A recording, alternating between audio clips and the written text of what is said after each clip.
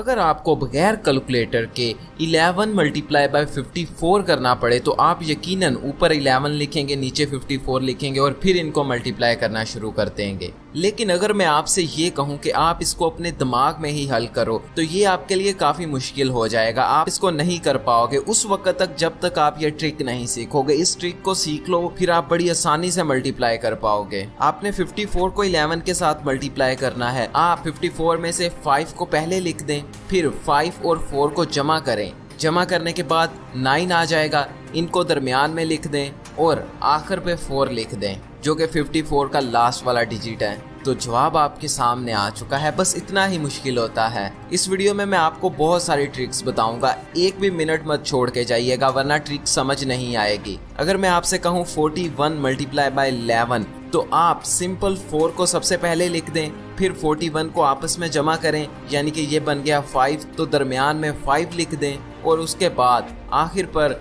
41 का आखिरी डिजिट यानी कि 1 उसको लिख दें। ये लें, आपका जवाब आ गया। इस तरीके में एक ये खामी है कि आप 11 के साथ मल्टीप्लाई करते वक्त इसको इस्तेमाल कर सकते हैं, लेकिन आगे आने वाली ट्रिक्स में मैं आपको बताऊंगा कि अपने दिमाग में ही किस तरह मल्टीप्लिकेशन करें और दूसरी बहुत सारी ट्रिक्स बताने वाला हूं। अगर आपने 23 को 11 के साथ मल्टीप्लाई करना है तो सबसे पहले 2 आ जाएगा, 23 आपस में जमा होंगे, 5 आ जाएगा, फिर 23 का आखिरी डिजिट 3, तो ये लीजिए जवाब आ गया। अगली एग्जाम्पल थोड़ी सी मुश्किल है। 82 मल्टीप्लाई बाय 11, सबसे पहले 8 लिख दें और जब हम इनको आपस में जमा करते हैं तो हमारे पास 10 आ गया। क्या अब हम यहाँ पर 10 लिख देंगे? नहीं, हम सिर्फ 0 लिखेंगे और जो 1 बच गया है उसको 7 वाले हिस्से में जमा कर देंगे और आखिरी डिजिट को उसी तरह नीचे ले आएंगे। 47 मल्टीप्लाई बाय 11, 4 उसी तरह लिख दिया, इनको आपस में जमा किया, 11 आ गया। यहाँ पर दरमियान में हम सिर्फ आखिरी वाला हिस्सा लिखेंगे,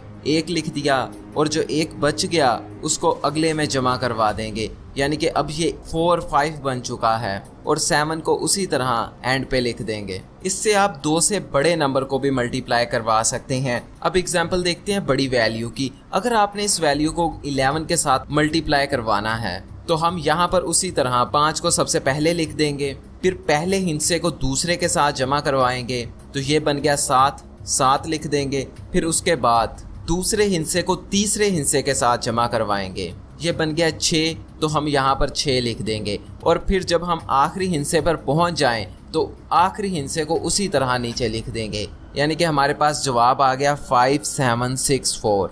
अब लास्ट एग्जाम्पल हम किसी बहुत बड़ी वैल्यू को जमा करवा के देखते हैं। हमारे पास वैल्यू है 354271।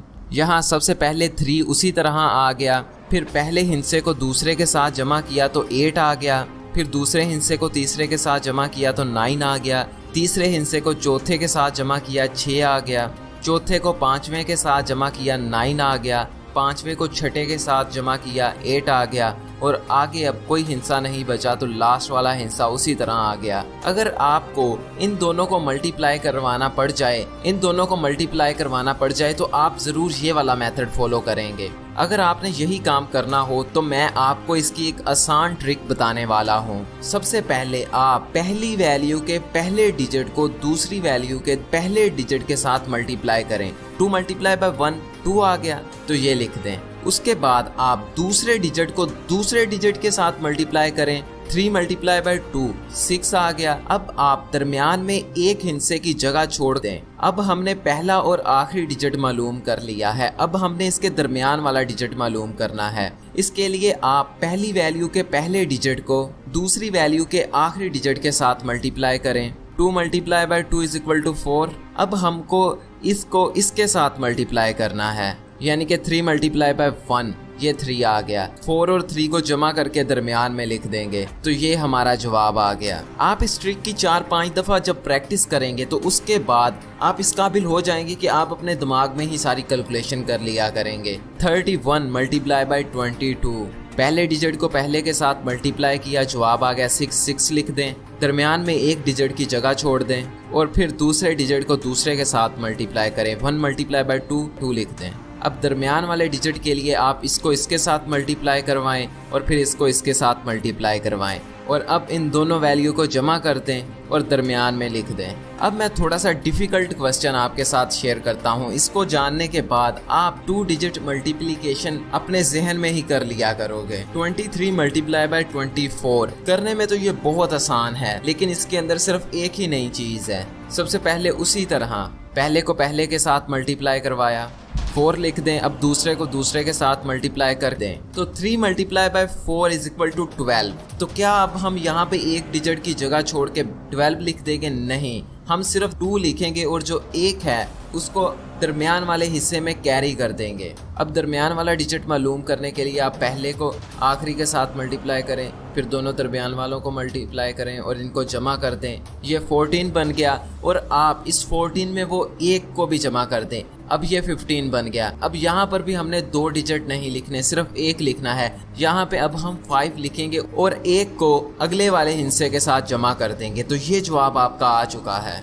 इस मेथड पर आप प्रैक्टिस करेंगे तो एकदम सीख जाएंगे। लेकिन जो अगला मेथड है, इससे एक 8 साल का बच्चा भी बड़ी आसानी के साथ बड़े से बड़े हिस्से की मल्टीप्लिकेशन कर सकेगा, और वो भी बहुत आसानी के साथ। हमारे पास एक सवाल है 31 मल्टीप्लाई बाय 12। सबसे पहले आपने 3 के लिए 3 लाइंस लगा देनी है और उसके बाद 1 के लिए 1 लाइन लगा देनी है, और फिर 12 की दूसरी जानिब आपने 1 के लिए 1 लाइन लगा देनी है और 2 के लिए 2 लाइनें लगा देनी है। अब हमने देखना है कि हमारी लाइनें कहाँ कहाँ पर इंटरसेक्ट कर रही हैं, एक दूसरे को कहाँ कहाँ पर काट रही हैं। सबसे पहले ये लाइन 2 जगह पे मिल रही है तो हमने 2 लिख देना है। उसके बाद हमने दरमियान वाली लाइनों को काउंट करना है, ऊपर वाली भी और नीचे वाली भी। तो टोटल 7 बन गया, हम यहाँ पर 7 लिख देंगे। और फिर इसी तरह इनको काउंट कर लेना है। ये 3 जगह पे टकरा रही हैं, तो ये लीजिए, ये आ गया आंसर। ये बस इतना ही आसान है। जब आप इसको प्रैक्टिस करेंगे तो आप कुछ ही लाइनें खींचेंगे और बड़ी बड़ी मल्टीप्लिकेशंस कर देंगे।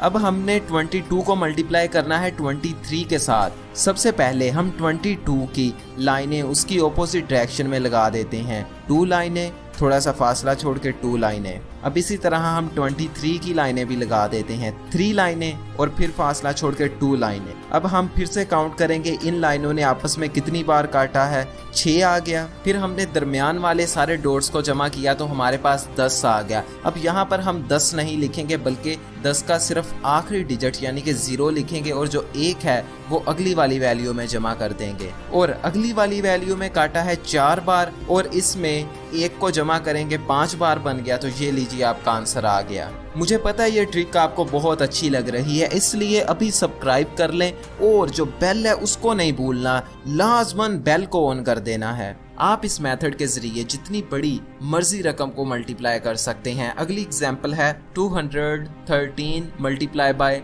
422।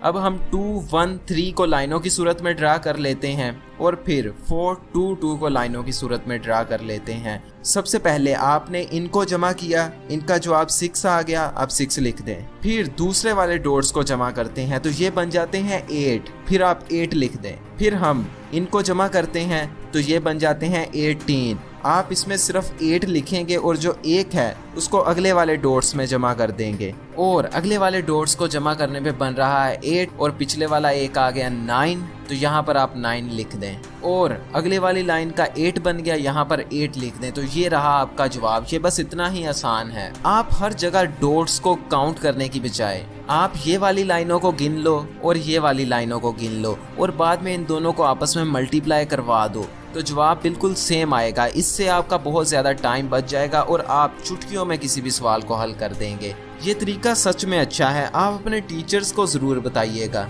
और अपने दोस्तों के साथ ज़रूर शेयर कीजिएगा। अब मैं आपको बताने वाला हूँ कि हम 2 डिजिट स्क्वायर किस तरह मालूम करें। अगर आपने 35 का स्क्वायर मालूम करना है, यानी कि 35 मल्टीप्लाई बाय 35 कितने होते हैं, तो सबसे पहले आप 3 का स्क्वायर मालूम करें, यानी कि 3 multiply by 3 is equal to 9। और फिर आप 5 का स्क्वायर मालूम करें, यानी कि 5 multiply by 5 is equal to 25। तो आप 9 के साथ 25 लिख दें। इसके बाद एक छोटा सा स्टेप रह गया है, आप 3 और 5 को आपस में मल्टीप्लाई करें और फिर इनको 2 के साथ मल्टीप्लाई कर दें। 3 मल्टीप्लाई बाय 5, 15 मल्टीप्लाई बाय 2, 30। तो आप इस तरफ से एक डिजिट की जगह छोड़कर यहाँ पर 30 को लिख दें और इनको आपस में जमा कर दें। तो ये लीजिए आपका जवाब आ चुका है। अब हम देखते हैं 53 का स्क्वायर। 5 का स्क्वायर 25 आ गया, 3 का स्क्वायर 9 आ गया। हम यहाँ पर 3 का स्क्वायर 9 आ गया, हम यहाँ पर 9 नहीं लिखेंगे बल्कि 09 लिखेंगे।